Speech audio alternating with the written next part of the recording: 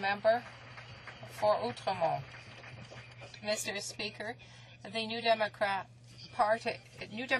Party has noted the change in the government's direction with respect to its sudden abandoning of its insignificant intensity targets. It was high time, Mr. Speaker. Now the government has listened to reason. It's got to go to the next step. The government has got to set up absolute targets with the 1990 as the reference year like the rest of the world. Is the government ready to show it's serious in its fight against climate change? Is it Canada going to have 1990 as the reference year with... The environment is a tremendously important priority for Canadians and an important priority for our government. We want to see an agreement in Copenhagen that is effective, and we're going to be working to ensure that Canada does its share.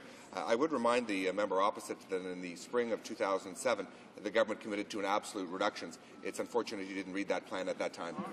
Honourable Member for Outremont. What the rest of the world is saying about Canada. From Monday's Guardian newspaper, we're watching the astonishing spectacle of a beautiful, cultured nation turning itself into a corrupt petro-state.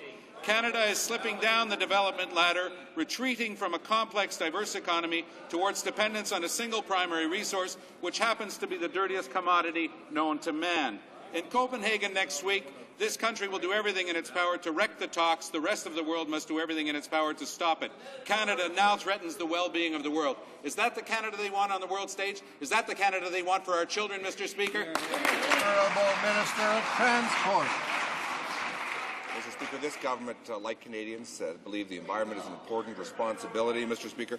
Canada, as an industrialized country, is prepared to do its fair share.